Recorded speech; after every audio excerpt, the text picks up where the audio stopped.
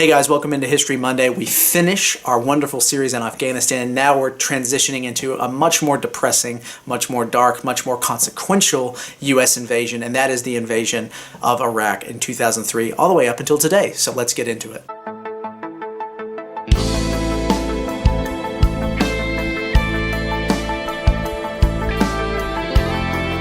Let's lay the groundwork here. Important things to note about Iraq. I don't want to go into too much history here because there's so much history. Here's what you need to know about the invasion of Iraq. That's what we're covering today.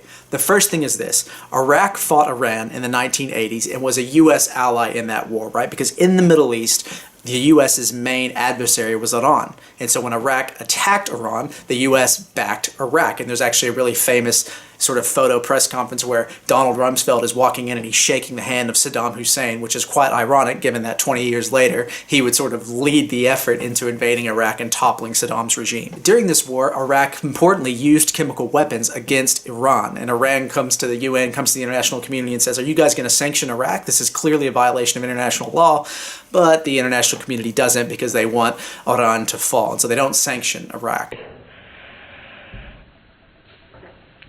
Fast forward a little bit, Iraq invades Kuwait. The U.S. leads sort of an international coalition to push Iraq out of Kuwait, and it's by far a success, except for the point that they only pushed them back to the Iraq border. They didn't want to have regime change because they knew it would be messy.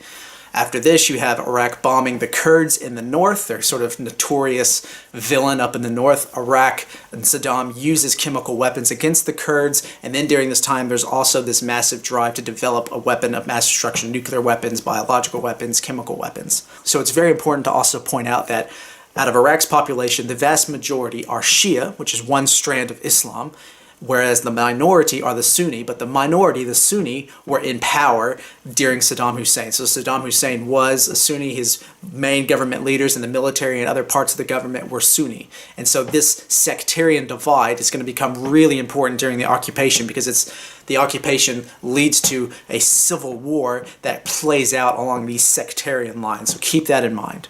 The final thing to say is this. During the 90s, because of the war, the first Gulf War, the U.S. led an international effort to sanction Iraq. And these sanctions were really debilitating for the average Iraqi. It didn't do really anything to push out Saddam Hussein, didn't start a coup, but it really was damaging towards Iraq. So all of those things to mention.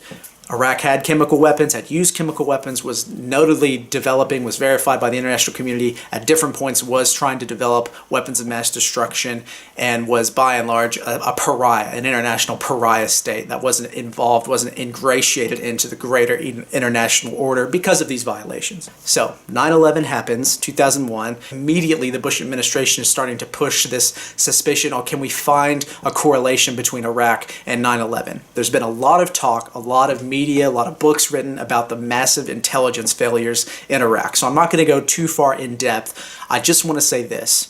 The reason we were given, the U.S. and the world was given, that we invaded Iraq was one, weapons of mass destruction. Iraq was developing nuclear weapons. And the second reason to pair along with this is Iraq was a state sponsor of terrorists like Al-Qaeda, and that they would pair these nuclear and biological weapons, give it to terrorists, and there would be a huge terrorist attack against the West. And so the administration's sort of tagline on this was, we don't want the smoking gun to be a nuclear mushroom cloud. So the most important thing I want you guys to take away from this video is this. Leading up to the invasion of Iraq, the administration, the Bush administration, created a culture within the intelligence communities that valued, that prioritized intelligence that led to or pointed to WMDs in Iraq or Iraq's terrorist connections and state sponsors of terrorism. And so they create this culture that says no matter how faulty or suspicious the source is that's providing us with intelligence that points to weapons of mass destruction in Iraq, we are going to prioritize that over and above all this other intelligence that says, oh, we don't actually know, we don't have full proof. We're going to value the intelligence that says they do have it, that there are terrorist connections, that there is a WMD program,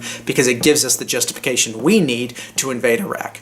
And out of all my reading, that's the best understanding I've gotten, is that the U.S. administration wanted to go to war in Iraq. They were looking for a reason to go to war in Iraq, and so they would prioritize any intelligence, again, no matter how faulty that was, that would point to these sort of connections within Iraq. And so you can look at things like, I encourage you, look up the case of Curveball. This was sort of the designation, the CIA designation for one of the sources, one of the main sources that the Bush administration relied on that said that, Iraq was still developing WMD. They relied on this source called Curb On. It turned out to be a complete fabrication. So that's just one example of the administration prioritizing and valuing intelligence in a source that would point to the conclusion that they wanted to see. They were looking for this correlation. They were reading it into all the intelligence they wanted, and that was a huge mistake, because guess what? I don't know if you know this, we didn't find, and we still haven't found, WMDs in Iraq, and we didn't find and still haven't found hardly any connection between Saddam Hussein and Al-Qaeda. Alright guys, that's it for today. Remember, never try to read conclusions into intelligence. Look at the intelligence and then bring conclusions out of that intelligence. And that's all, guys. Comment below, share the video, and remember, reality always trumps ideology.